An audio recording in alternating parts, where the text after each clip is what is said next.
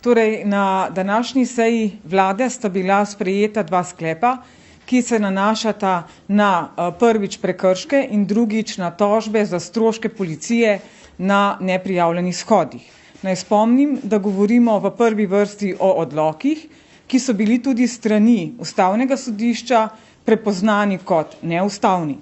Prvi sklep je ta, da se do konca avgusta pripravi strokovna analiza pravnih podlag, ki so bile uporabljene v prekrškovnih postopkih proti posameznikom zaradi kršitev ukrepov zoper virusno bolezen SARS-CoV-2. To analizo bo pripravilo Ministrstvo za pravosodje skupaj z Ministrstvom za notranje zadeve in Službo vlade za zakonodajo. Pripravili bomo analizo vseh pravnih podlag in odlokov, na osnovi katerih so bili v času epidemije proti posameznikom uvedeni različni prekrškovni postopki ali na tej podlagi izrečene globe. Šele na podlagi analize se bo moč odločiti o nadaljnjih korakih glede identificiranih pomanjkljivosti. Ključno merilo bo torej načelo ustavnosti, zakonitosti in sorazmernosti. V okviru priprave analize bomo konkretno opredelili različne kategorije prekrškov oziroma prekrškovnih postopkov. Ne gre za potezo velikega čopiča, nasilneže ne bomo enačili z miroljubnimi protestniki. K reševanju je potrebno namreč pristopiti postopno in na način, ki ne bo povzročal novih pravnih dilem ali morda celo krivic. Pomembno je spoštovati načelo enakosti med državljani. In drugi sklep se nanaša na prenehanje veljavnosti sklepov vlade glede tožb za povrnitev stroškov policije na neprijavljenih shodih. Vlada je preklicala sklepe prejšnje vlade iz decembra 2021 o vložitvi tožb za povrnitev stroškov policije na 4 shodih. Delovna skupina Državnega odvetništva je namreč Ministrstvu za notranje zadeve svetovala, da se nove tožbe ne vlagajo, že vložene pa umaknejo.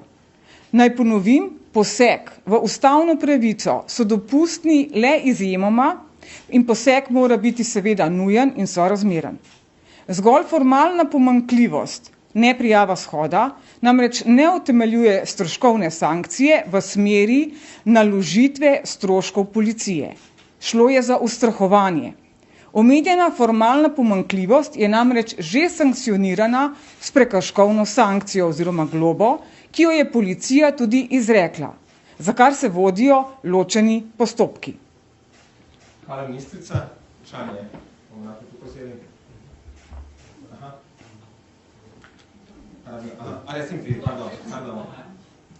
Dobro dan, Žiga Bonča, Pop TV.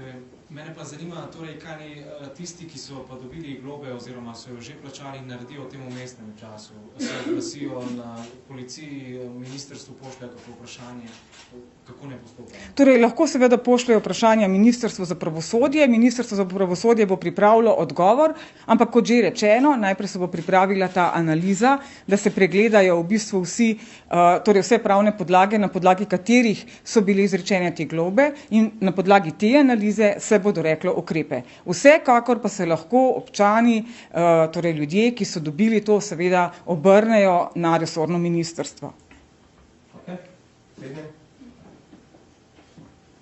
Kajko Betič kanala, jaz bi pa imela vprašanje glede razkritih nehumanih delovnih razmer v podjetju na Kozini. Zdaj zaposleni naj bi stanje večkrat prijavili tudi policiji. Kaj je v bistvu policija delala, da ni ukrepala, da ni postopala, da ni v bistvu ugotovila, kakšno je zares stanje tam? Torej, seveda vsakršno na tak način ravnanje z ljudmi je seveda absolutno nedopustno in zavržno. Policija bo podala informacije, v kakšni fazi postopka preiskave je konkretno ta primer, tako da seveda bo policija tista, ki bo odgovorila na to vprašanje. Drugače tudi na Ministrstvu za delo so imeli tudi tiskovno konferenco, lahko tudi tam povedete informacije, ki jih je dal državni sekretar. Še kakšno vprašanje tukaj? Žiga še. Zanima me samo še vaš odziv na obsežne hišne preiskave pri vodilniku Energetiki Ljubljana. Ste seznanjeni s tem primerom? So vas z policije, ki je obvestili o tem ozadju te preiskave? Torej, v teh preiskavah sem bila v bistvu obveščena najprej strani medijev, potem tudi strani vršilca dolžnosti generalnega direktorja policije v skladu z zakonom o organiziranosti in delu v policiji. Torej, gre za predkazenski postopek, ki ga usmerja državno tožilstvo in kot ste lahko tudi že seznanjeni, je ta preiskava pričela v letu 2020. Še eno vprašanje na Zoom, vidim, da nimam nobenega vprašanja. Med Furlan, Televizija Slovenija. Mene samo zanima še vaš komentar na to Sova, ki je Janševim ministrom dejala, da se uniči telefone zaradi nacionalnih interesov. Vaš komentar na to? Torej, jasno, da je pravzaprav to zelo dvomljiv ukrep. Uničevanje telefonov v imenu nacionalnega interesa, ve se, na kakšen način se ravna torej s telefoni, ki vsebujejo komunikacijo, tu je tudi ustava popolnoma jasna, tako da jaz mislim, da drugi komentar niti ni potreben. Hvala, ministrica.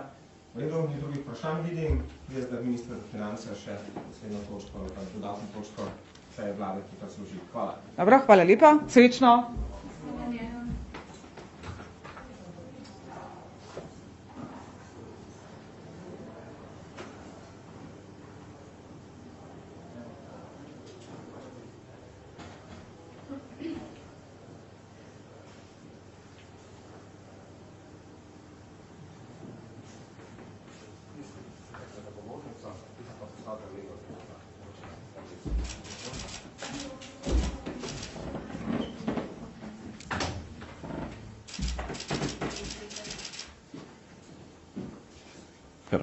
Lepo pozdravljeni.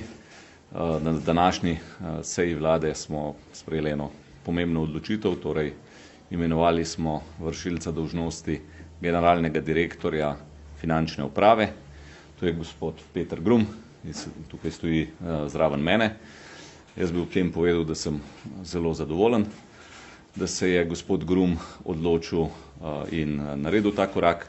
Kar se kadrovskih odločitev mene kot ministra, je bilo to v prvem tednu, v resnici sem se s tem največ ukvarjal, kar nekaj razgovorov tudi v pravu in Peter je bil moja željena izbira in sem, kot sem rečeno rekel, zelo zadovoljen, da se je za to odločil.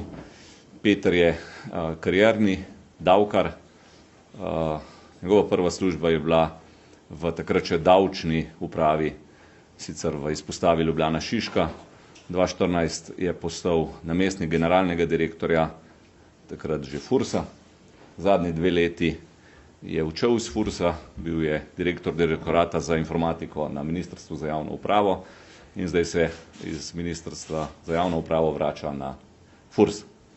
Tako da, kot rečeno, sem zelo vesel in verjamem, da bo Furs naprej delal strokovno, kompetentno in nepolitično. Hvala lepa.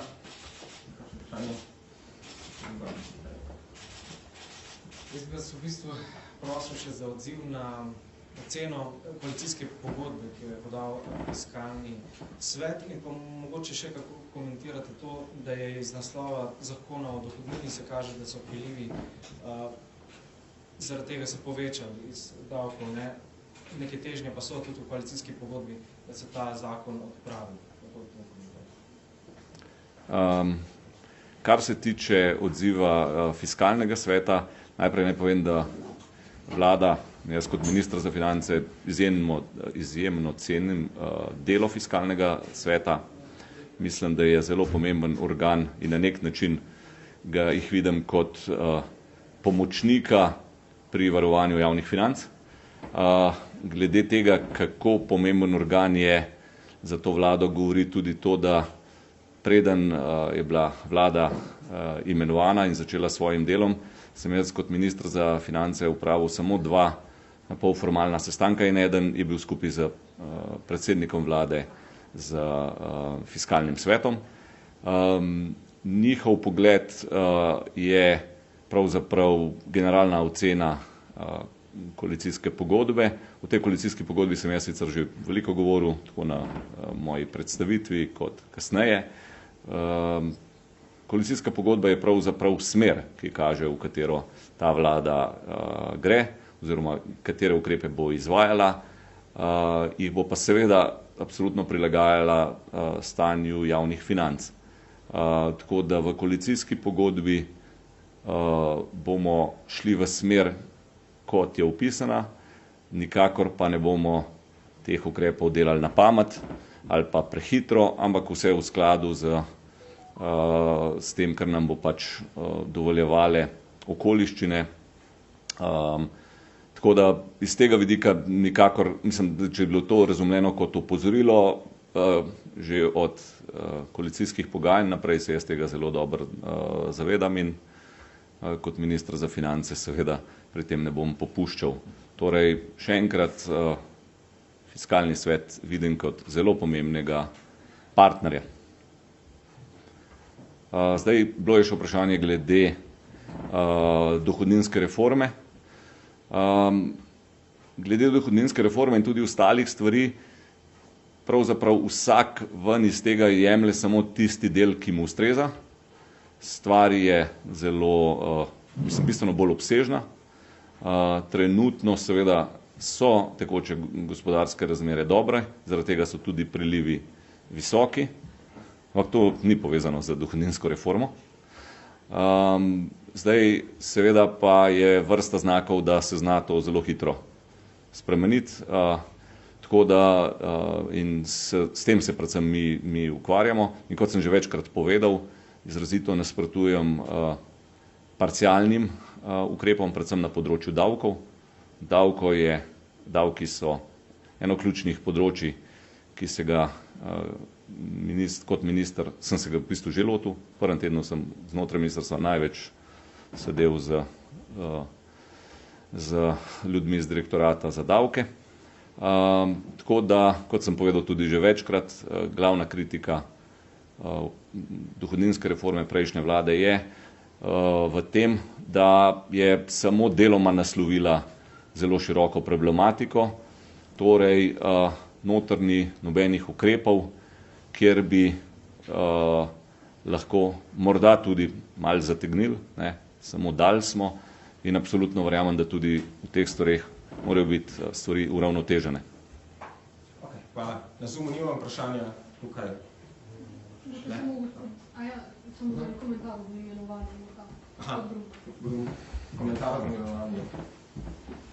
Komentar o imenovanju, ja. Moram reči, da sem zelo vesel, da mi je gospod minister dal to priložnost, da prevzamem ta pomemben položaj. Dejstvo je, da zdaj v tem letu in 8 mesecev, kot sem bil odsoten iz finančne uprave, so se določene stvari spreminjale. Jaz, ko bom prišel jutri v to novo službo, novo staro službo, bom vsekakor se pogovoril s sodelavci, pogledal, katere stvari so bile narejene, pogledali bomo tudi dejstvo določene menjave, ki so bile izvedene. Narejen je bil kar grob res v strokovne strukture finančne uprave in v tem delu bomo poskušali narediti vse, da postavimo te strukture v tak red, da bo finančna uprava lahko strokovno, učinkovito in pa nepolitično delovala. Za ministra bi prosil komentar. ECB danes potrjuje postopen dvig obrestnih mer. Kako bo po vašem mnenju zaostrovanje denarne politike ECB-ja vplivalo na slovenska gospodinstva in gospodarstvo? Ja, ukrep ni nepričakovan, pravzaprav je celo prišel malenkost kasneje, kot bi bilo za pričakovati. Razlogi so v relativno kompleksnem načinu odločanja tudi znotraj ECB-ja. Jasno je, da se proti inflaciji, proti tako visoki inflaciji, kot je zdaj, lahko boriš predvsem na ta način. In to je tisto, kar sem prej tudi omenjal.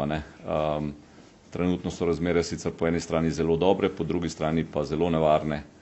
In nadejam se, da bomo tudi na drugi strani z fiskalno politiko uspeli te ukrepe na nek način, ne rečem, kompenzirati, tako da gospodarstvo ne bo trpelo. bo pa seveda imel vpliv drugače, pravzaprav pri krotenju inflacije ne gre. Še naprej zadnje vprašanje prek Zooma. Novinar Dnevnika Anže Lebinger bo postavil vprašanje.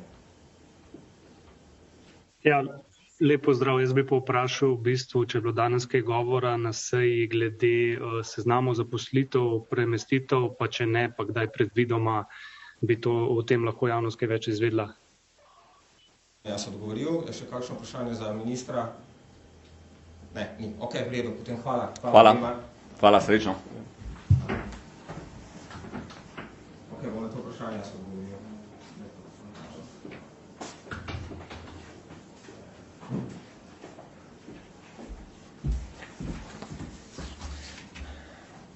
Torej, Ministrstvo za javno upravo bo na osnovi prejetega gradiva, ki ga dobila iz ministrstva in resorjev, v 60 dneh pripravilo končno poročilo in ko se bo vlada seznanila s končnim poročilom, bo z ugotovitvami tega poročila seznanila tudi javnost.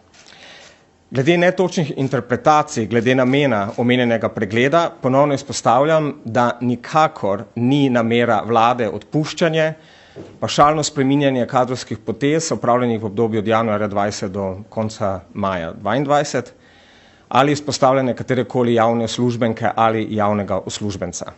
Izključni namen priprave pregleda novih zaposlitev in premestitev ugotoviti, ali je pri napredovanjih, imenovanjih in drugih kadrovskih potezah prišlo do neustreznih, neprimernih ali celo nezakonitih praks kadrovanja. Če bo ugotovljeno, da obstaja vzorec tovrstnih praks, bo ta praksa sanirana strokovno utemeljenimi sistemskimi rešitvami. Cilj teh rešitev pa je ponovno, poudarjamo, profesionalizacija državne uprave. Ok. Še kakšno podvprašanje? Ne. Ok. Potem pa hvala lepa.